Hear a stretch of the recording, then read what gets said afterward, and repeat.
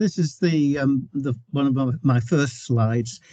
I was born in 1943, and by the round about the time that the weather of 1947 turned very cold, I was 4 years old, so I do remember it, and it was really quite extreme. Although it didn't particularly bother me, I thoroughly enjoyed walking along the top of the snowbanks with more or less level with my father's head. And so that was my real introduction to the weather. The February 1947 was particularly cold, and on average, across the country, the temperature was 3 degrees Celsius below normal.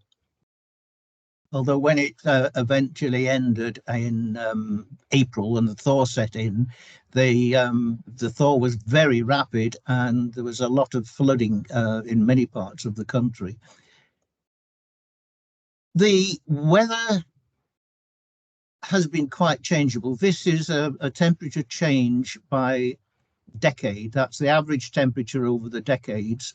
And you could see at the little pictures icons below that the 1910s, 20s and 30s were relatively mild. And then we come into the 40s, 1940s, 50s and 60s, the central part, when it was particularly cold.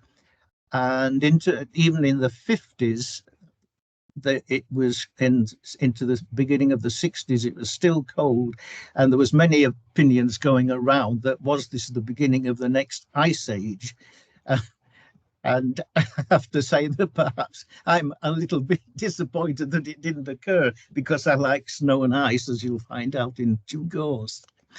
By the time the 50s were cold, but they were also best remembered perhaps for the smog, the very dense atmospheric pollution resulting from the burning of coal-fired power stations, the industry, and also domestic fires. Almost every house would be burning a coal fire to keep warm. And into the 1963, I was really, by this time, I'm in my late teens, and we thoroughly enjoyed our winter camping and experiences as well. The little photograph on the left was camping on top of Kinder Scout in the Peak District. My hometown was Doncaster, and it was relatively easy to get there by bus or train. And then the right-hand picture is camping up on in the Lost Valley at Glencoe. There wasn't a great deal of snow around on the west coast in the winter of 1963. It was basically because the winds were coming in from the east, and all the snow was falling on the eastern part of the country. That's a quick cutaway, because in my late teens, I was working at the Met Office at RAF Finningley as a weather observer on the RAF Bomber Command Station. And after 3 years there, I thought of wanting a change, and I'd always wanted to get down to the Antarctic. So I applied to the Falkland Island Dependencies Survey, colloquially known as FIDS, for a job as a Met observer. Alas, my application was misfiled, and I got posted to South Georgia. Initially, I was a little bit disappointed, but in fact, it turned out to be best of both worlds. I mean, here you can see the track flew from London Heathrow across to Geneva, and then doesn't show it, but refueling at Madrid, and then down to Monrovia in West Africa, then a flight across to the Rio de Janeiro and then down to Montevideo, from where I transferred on to the RMS Darwin, and 4.5 days down to the Falkland Islands. And then from the Falkland Islands, it was another 3 days to get to South Georgia. That's 800 miles to the east of Port Stanley. It's really, I flew in a Boeing 707, and it only carried about 80 passengers, so there was plenty of leg room. Arrived in South Georgia, and this is the sort of scenery that really attracts me. The thing is, I was working a day on, day off. So every alternate day, I managed to get out skiing in winter and trekking in the summer months. This is on the hill. It's called Brown Mountain. It's only about 1,000 feet high. The peaked mountain behind Mount Juice is 1,400 feet. Never ever stood on the very top of that because the rocks there are very broken shale, and it was very, very loose. But that's the King Edward Point government settlement. And this is a view looking north, and I guess the next, if you set off in a straight line, about 8,000 miles away, you might arrive in the British Isles, just a direct course. Another shot of King Edward Point. My first tour of duty, I was accommodated in Shackleton House, which was built to house the single men on Fair Isle that worked. On South Georgia, that worked in the community. Basically, it was the settlement was there because the whaling stations, we had to have a customs officer and so people like that. And once you start having one person on two, you've got to provide power. So there's diesel, and mechanics and electricians and handymen and all sorts. So it was a small settlement, a small community. This is the Japanese were whaling out of Grytviken at this time of this period, and this is one of the whale catchers bringing whales in. There's two fin whales on either side of the boat. Next slide, I particularly just kept it black and white because it's a little bit gory. That is the flensing plan at Grytviken, and a 80-foot whale, 70, 80-foot whale would have been just finished and completely cleared away in perhaps a half hour. So it was an industrial process almost. A winter shot of King Edward Point. The snow depth by the middle to the end of winter, the snowpack would be at least 3 to 4 feet, and on occasions it would be approaching 5 feet in depth. Brilliant for skiing.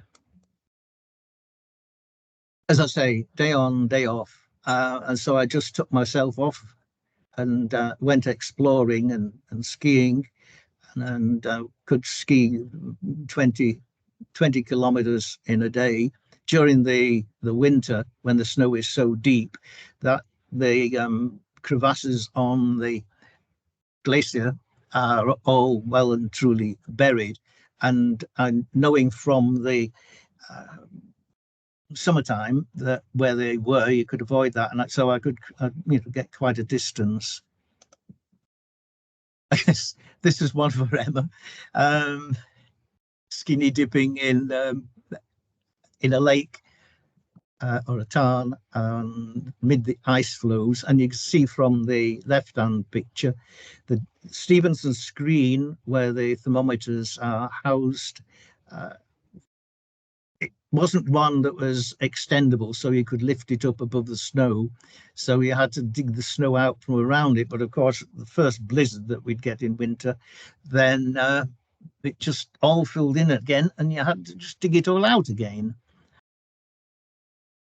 The next one, this is Cumberland West Bay. It's probably about a 4-mile walk from King Edward Point. This is looking towards the Neumeier Glacier, and this flows down from the Cole Larsen Plateau. The mountains in the distance there are probably 3,500 feet high. The Cole Larsen is just a matter of 1,800 feet. And the problem here is that with climate change in the southern hemisphere is happening, the mountain glaciers that have their catchment areas high up are still getting a lot of snow, so are not or haven't receded much, but the lower ones are receding quite a lot. And I've seen photographs now of ice fields in the combes of the lowland hills that have just completely disappeared. A sooty albatross was quite close, nesting quite close to the King Edward Point, and like a lot of the animals that not having seen many humans or not experienced them, they're not particularly afraid. And the mother albatross was quite happy for me when I was helping the biologist doing some weighing to handle the chick. The mother is down there on that left-hand bottom picture. The bird is down in the right-hand bottom corner. Just several pictures of out in the hills and mountains. The top right picture, Glacier Col, which is relatively low. That the small ice field there has now completely disappeared. From that was a very brief visit, but from South Georgia, when I was coming home after the first 2 years, I got a lift out on a tanker that brought bunker oil down to the whaling station, and it was traveling in ballast going north to Curacao in the Netherlands Antilles. So I got a lift on that. Quite a pleasant voyage, and then flew from Curacao across to London on the way back. Now, I had met a girl before going down to South Georgia a year previously, and we kept in correspondence, and I actually proposed marriage by telegram from South Georgia, which was 24 hours later. I get the reply, it was accepted. So when I got home, we got married in Christmas 1965. Then I couldn't have done this, or we couldn't have done this if I'd have gone down to the Antarctic. Jane came down to South Georgia with me, and we had a house, quite very comfortable, and no rent. That was all paid for, and we didn't have to pay for the fuel, although we did have to pay for our food. But the fuel for the central heating was available, so it was quite pleasant. Just a domestic life in the southern hemisphere on a remote subantarctic island. Evenings were very pleasant, listening to music, and you see some flowers in the background. They were grown in the conservatory, which had what with the heating, quite easy to grow.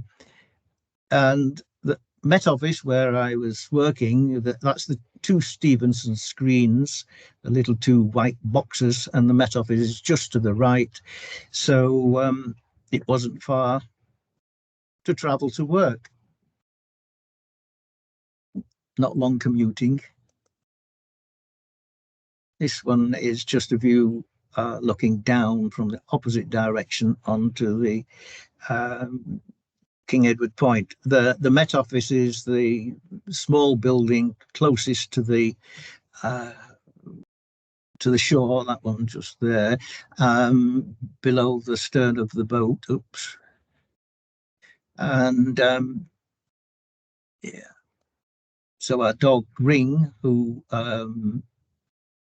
adopted me on my first tour of duty, he was taken down to the whaling station to act as a sheepdog, because they did have some sheep down there, but the sheep never survived the winter, and it wasn't practical. And so the dog was more of a pet, and eventually decided that it was going to live with me. So he was there for the second tour as well. That is moonlight. With with no atmospheric pollution and a clear sky and a fresh snow cover, the nights can be very, very light. And in fact, nighttime skiing was easier in some ways than skiing during the day, because during the day there's a lot of glare and it's difficult to see the undulations in the ground. But with a better, more subdued lighting at night, you could see very, very well indeed. Met Office, anemometer tower, and that building to the right is this was taken on my first tour down there, is our house. And here the snow is probably about 3 feet, 3.5 feet deep. Lots of penguins. The Gentoo penguin on the left photo is pretty common. The king penguin, right hand side, quite spectacular.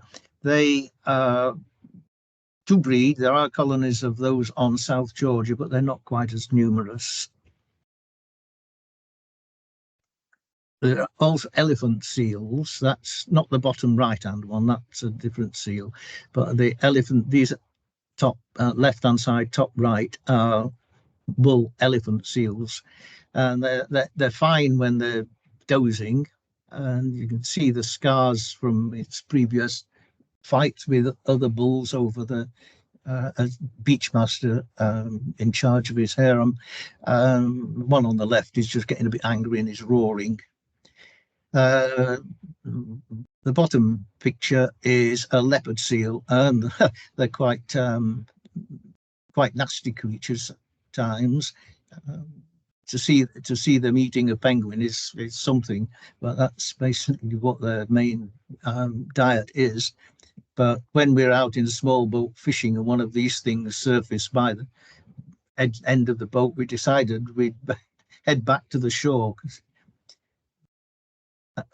then it came time to leave South Georgia. Sad to leave old Ring there, but I did hear that he lived well into the 1970s, so he had a good life.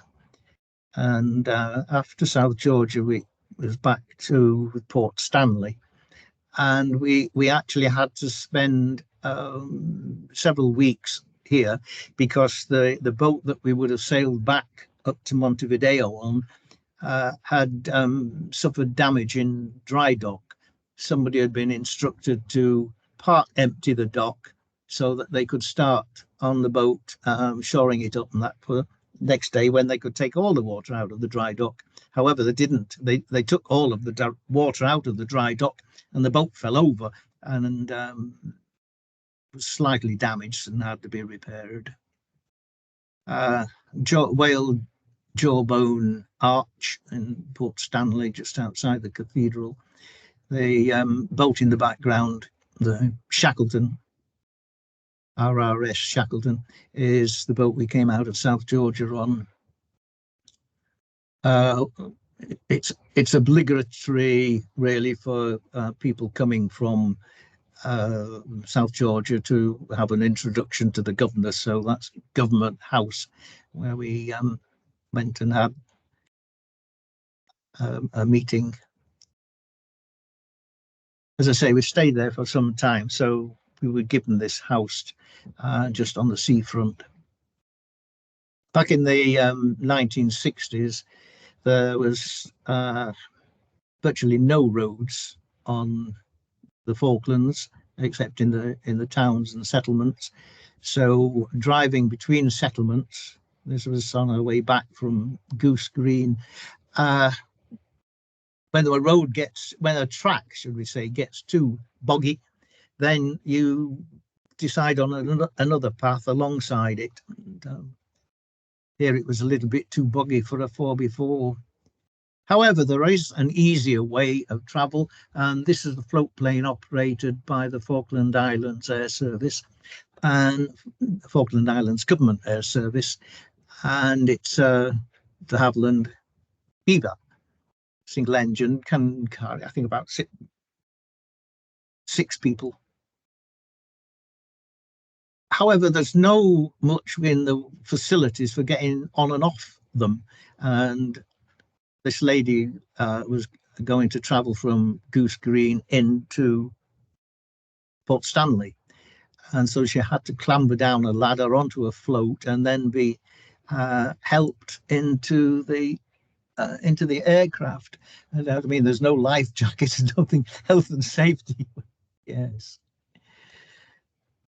The other way to get around is on horseback. Jane had actually ridden quite a lot, but I'd never been on a horse until I got to the Falkland Islands. And I wouldn't say I took to it quite quickly, but thoroughly enjoyed it. And Jane and I would help on the Goose Green sheep farm to round up the sheep. Well, that sounds grand, but in fact, all you were doing were herding from the open into large paddocks, then from the large paddocks into smaller ones until they were more and more contained, and then they could be sheared. And it was the wool that was the main export of the Falkland Islands at the time. And Goose Green, in the course of the summer, had to shear 80,000 sheep. They got professional shearers in to do this. And then after returning to the UK, eventually getting back to the UK, I worked for Scottish Television for about 3 years as a sound engineer. Then one day I've been looking for a job in the countryside as a park ranger or even a ski instructor, climbing instructor, but that was with great difficulty because at the time there'd been some serious accidents with school children on the mountains and such, and more of these outdoor schools were looking for qualified certificated instructors, so I wasn't getting there. But anyway, I was reading the newspaper in a lunch break and came across an article where the National Trust for Scotland were talking about them looking for tenants for a croft on Fair Isle. So I thought, oh, I think that perhaps I apply for that. So I spoke to Jane and we decided we'd apply for it. And lo and behold, we got the tenancy of the croft. So the next slide is me arriving, because Jane was coming up on the St Ronald, the old St Ronald steamer from Aberdeen to Lerwick with the pickup that we had, an old Morris 1000 pickup. And so the Good Shepherd came down to Wick to pick me up and all the bits and pieces that we were travelling with. And so this was us arriving at that field. They came to Fair Isle with no idea of how we were going to make a living, but we thought we could. We'd got a little bit of farming knowledge, but nothing more than just having worked and helped on local farms. And so anyway, we came, and one of the first not job as such, because we were only paid for at times when we were exercising and such. I joined the Coast Guard team, and this is practice with the Coast Guard coming in from Lerwick to check as the team over on their use of the breeches buoy. And breeches buoy, a line is fired from a gun, and then the light line is used to haul out a stronger line, and it's anchored to a rock. And then you've got the breeches buoy, and this is one of the work camp, IVS work camp that were on the island at the time, having a lift up in the breeches buoy. The same young woman was working, as I say, with the IVS, and this is a picture of her helping build the barn at the field, because when we arrived there was just the house, nothing else, no track, nothing. So the trust paid for the materials and offered us the work camp to help us build the barn, the building that I'd designed, or thought of anyway. I hadn't any building knowledge at all, but it's still standing 50 years later. This is Good Shepherd 3, newly arrived in the North Haven. Shortly after, it was the Good Shepherd 2 that came down to Wick to pick me up and all our belongings.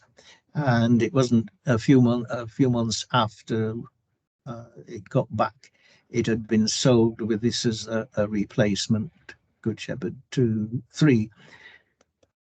The old school was in fact the community hall, and this is a wedding celebration in the old school community hall.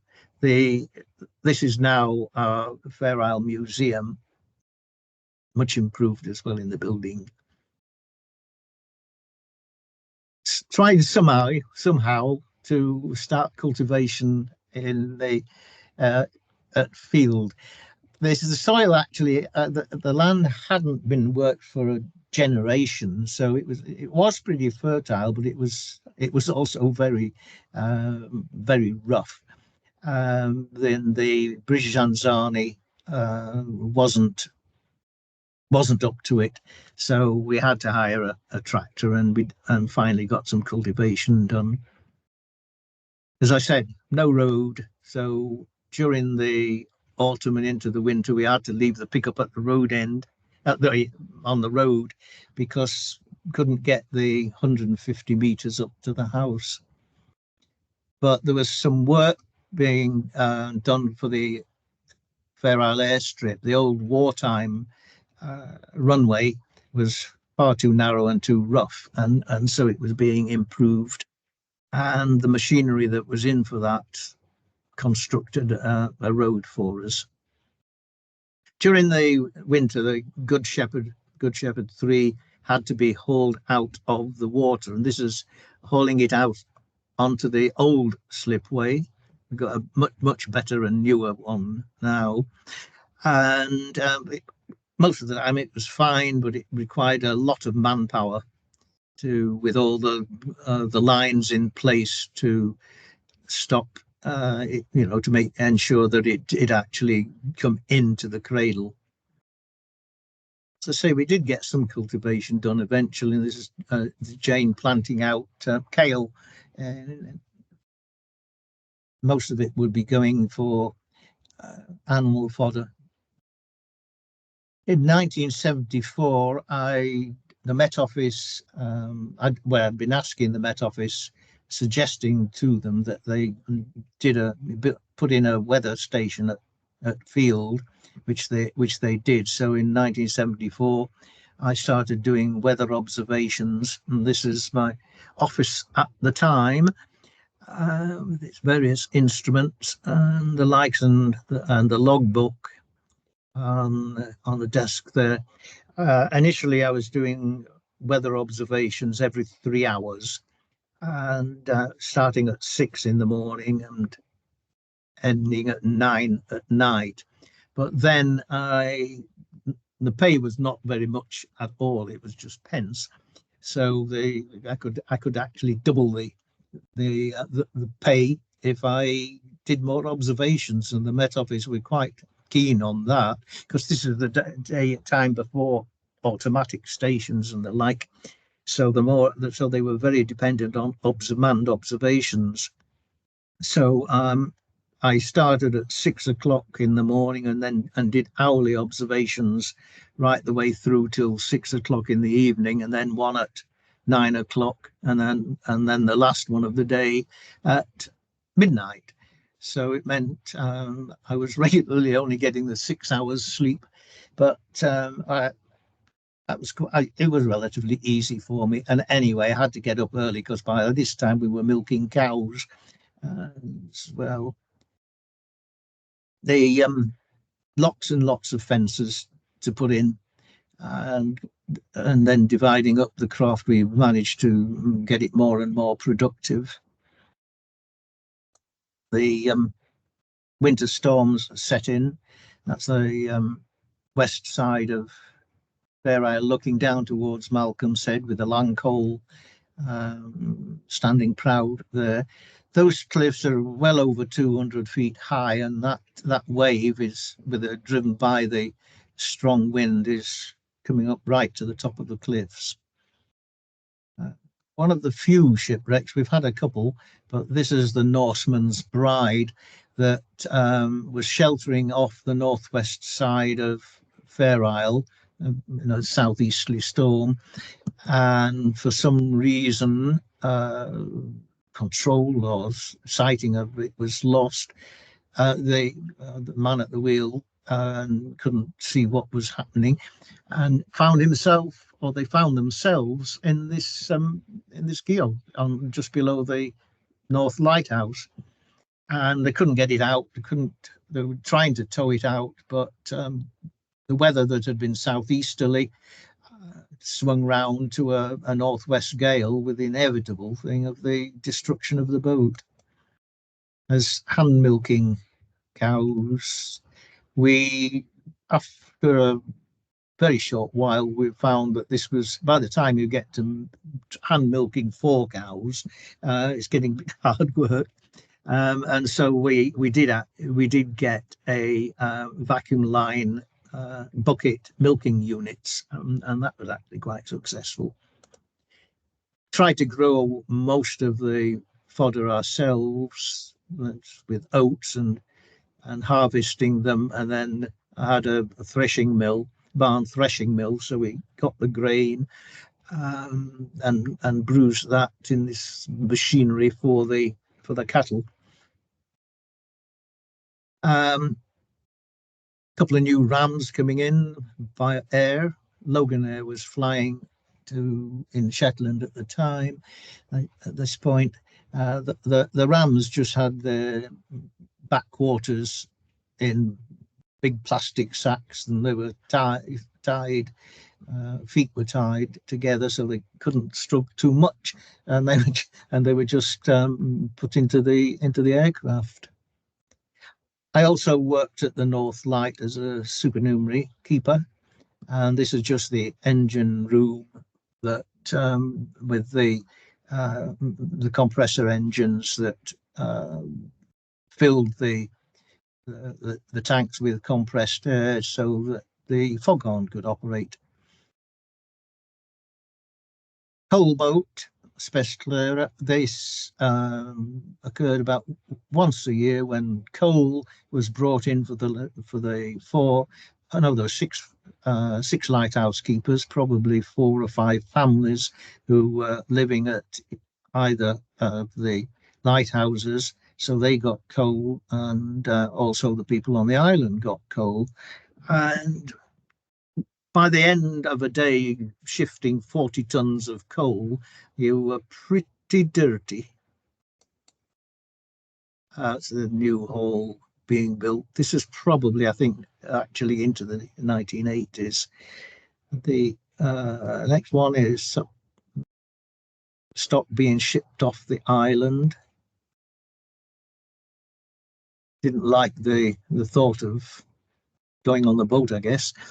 The as I say, a homegrown fodder. This is a load of oat stacks, which oat sheaves, and then these would be threshed during the course of the winter. Also made a bit with curing lambskins, and by this time we'd got a family, Mary and Lucy, and a rather astounded dad there. So that's the new runway at Fair Isle, as garage is being built onto the little box waiting room. Christmas mail arrives. Now, in those days, back in those winters in the 70s, we got some quite deep snow. This is up at, well, the snow here is about 2 or 3 feet deep, 3 feet, maybe 4 feet deep, but it's drifted around the wall. So, however, we could actually get some skiing in. It's not often, but we can. That's easily to cross the fence since of the deep snow. And you could actually even ski right down to sea level at the south end of the island. We'll have a little look at the weather now as I'm talking here, and look at the weather. I talked about it getting milder. This chart shows the reduction in days with snow lying since 1974, and the slopey line from top left, bottom right, the blue slopey line, it shows the number of days, the average number of days snow cover, steadily declining. In fact, it's probably declined about 60% in the 50 years from 15 just down to 5 days. And there were days in the 70s, you can see, where the snow cover was 26 days in a month.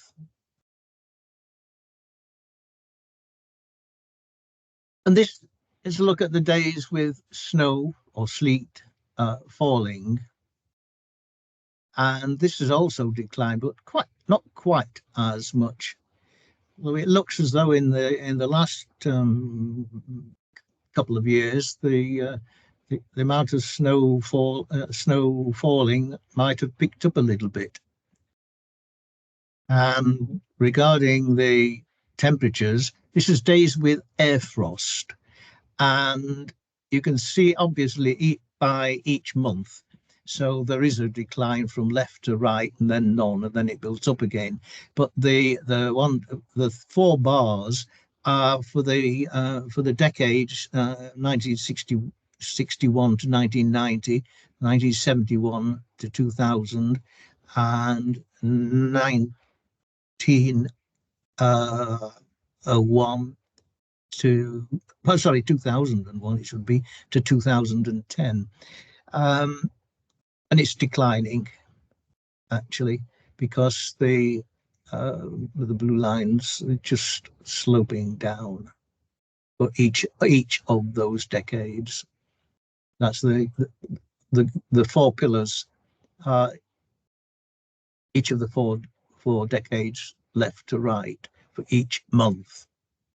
And looking at it from an annual point of view, you can see the 30-year periods, 10-year intervals have just shown a steady decline.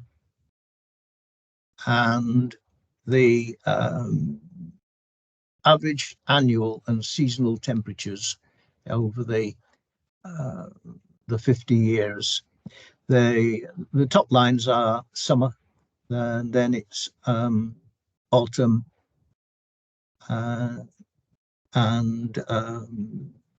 spring, and the very bottom one is the winter one. So there's a steady climb in all of those, although the middle one is the mean temperature for the years, and it's just, though it's been rising, it seems to have leveled off a bit.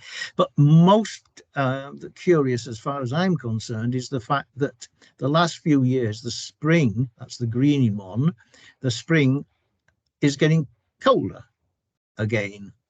We'll have to see what happens. And then we've got this is a sea temperature anomaly, i.e. how cold it was on the 1991 compared to the 1991 2010 average, how the temperatures have varied. So it starts off with a negative, i.e. it's cold, and then it begins to warm up quite noticeably from around about 2000. All right, it oscillates backwards and forwards, but prior to that rise, it was always below the average of that period. Right. Just some cloud photos and general thing. A fine weather cumulus developing over the island. Red sky in the evening. That's a good sign. But not red sky in the morning. The reason here is, of course, that our weather usually comes in from the west. So if there is a clearance coming in from the west, then you can more or less say 24 hours of reasonable weather. But if, like this, it's cloud coming in from the west and gradually lowering, then it's probably going to rain or blow. Something, if you wanting to have an idea of what the weather's likely to do, look for a halo, a ring around the sun or moon. And that's because the weather front's coming in. The cloud that arrives first is the very high cirrus or cirrostratus. The cirrostratus, this thin, wispy veil of cloud, is ice crystals, and they refract the sunlight so that you get this display. You see the ring around the sun, but more particularly that on the left is one of the sundogs, Parhelia, and on the right you can just make out one, but there's a line joining a ring joining the two. Now that ring on this occasion went all the way around, so that there was a very, very faint replica of the sun directly behind me on the other, sort of 100, well, directly opposite. It's a stronger halo. I think the sunshine recorder is the only instrument that's not been automated now, so I still change the sunshine card daily and keep the records. This is the card. This is a winter card because it's on the sort of the top slot, a winter card, and all the simple way that the sunshine recorder works is from whatever direction you're looking at, it's acting like a lens, and it just concentrates the sun's rays onto the card held at the focal distance from the lens, and it burns a trace, and they just measure the number of hours or parts of an hour that the sun shines. A shallow mist taken from the top of the original anemometer tower to get above the mist and looking out east towards Sheep Rock.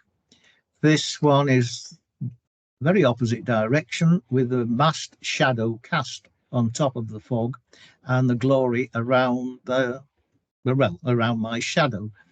It's the same sort of optical phenomena that you can see out of the window of an aeroplane flying above clouds.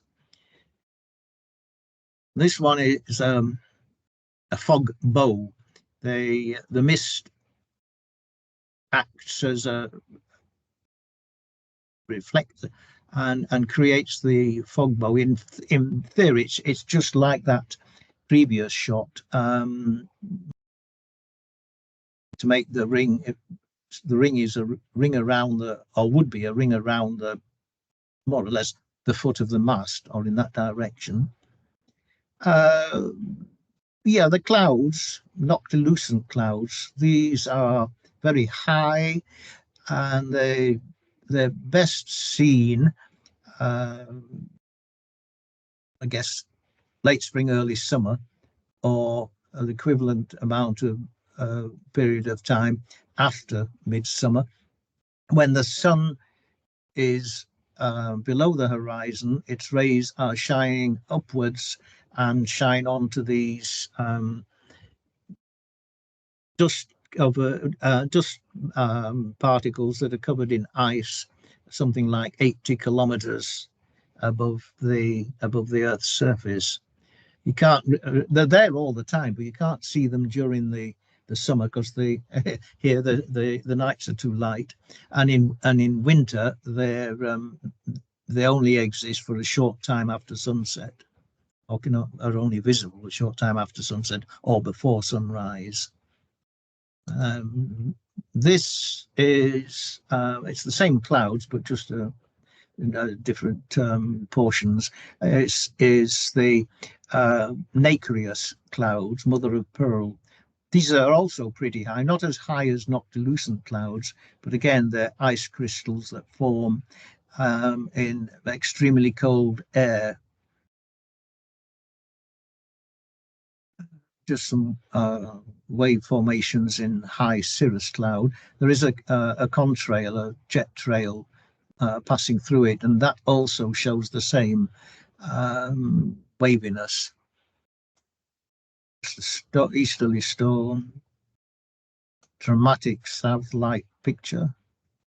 Now, the final slides.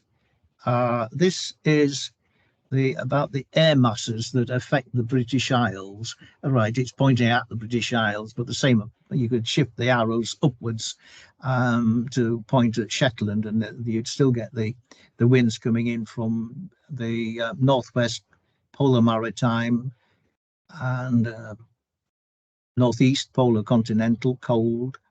The tropical continental is mainly summer. Will happen in winter, but it'll only bring a mild. And then there's the tropical maritime coming from the southwest. And final one is, this is the chart for this morning, midnight today. And it just shows the depression between, well, more or less on Faroe, and the strong winds that we've had today, because all the isobars are close together. It's got some rain overnight. That was the red, the warm front probably bringing the rain overnight. The cold front here that's just gone through this afternoon has brought the brighter conditions. And that, but reason for including this is because it shows a polar maritime air mass, which is the most common one that affects the British Isles, because its origin is, if you go westwards over the Atlantic, then it curves up. It comes from Baffin Island, West Greenland area, all the way down there. It might actually be termed a returning polar maritime, because if it had dipped further south. But the anticyclone is it's the Azores High. That's the bottom left. The Azores High is shifted a bit westwards, but it's still there.